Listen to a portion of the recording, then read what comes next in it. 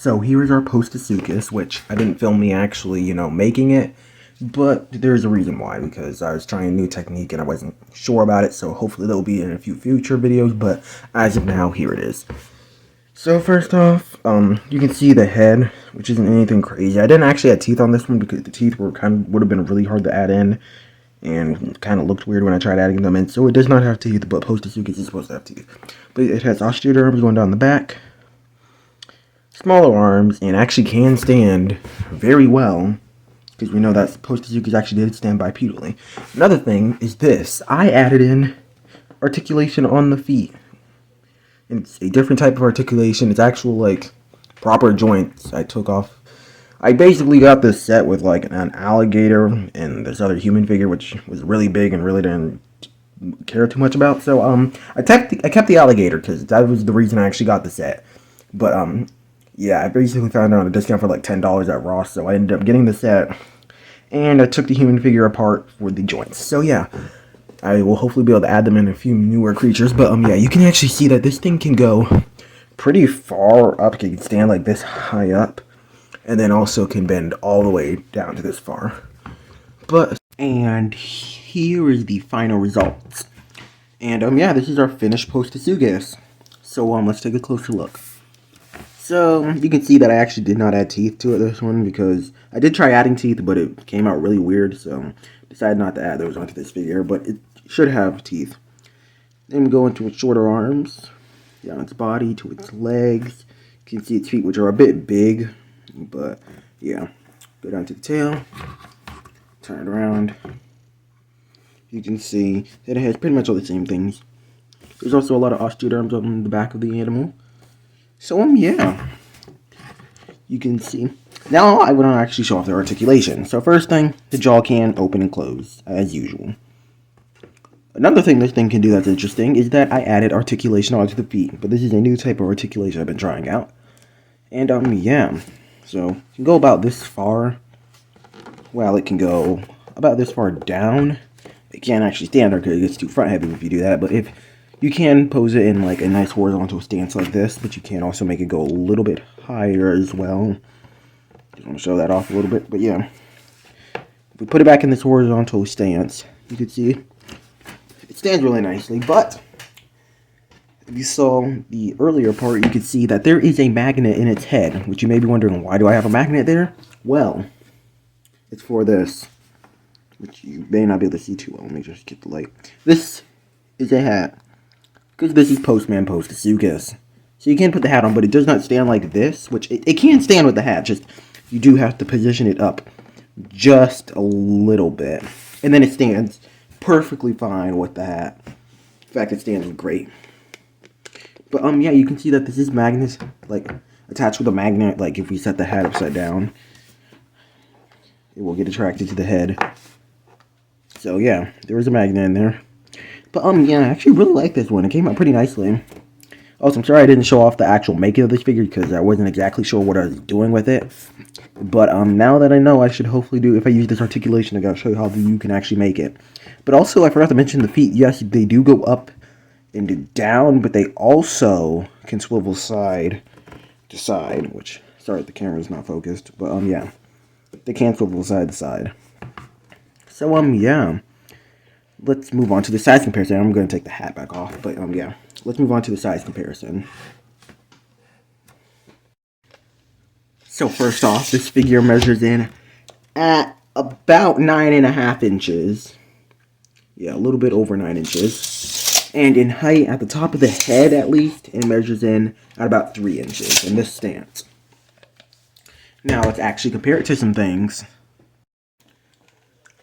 So first, we have the Epic Evolution Gryphosuchus, which you can see is quite a bit longer than this figure, and also can comfortably grab the postosuchus. Next, let's compare it to the Jurassic World Sarcosuchus, which again can comfortably grab the postosuchus. Next, we have this random Placerius figure that I own. I'll actually have to make a Placerius now because this one's actually too small to really pair up with the postosuchus, so I'll have to make a bigger one.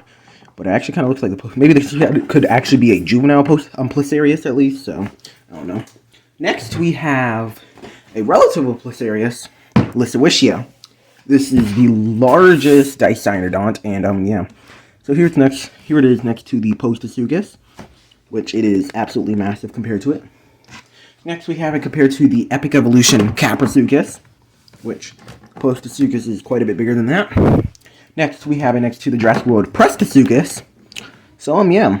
Also, I'm not going to compare it to the Jurassic World Postsuchus because, you know, that's one of the rarest figures, and I never got a hold of it when it did release. So, you know, I cannot really compare it to that because I have to spend like $500 to actually get it. I don't think it's actually that expensive, but it is really expensive.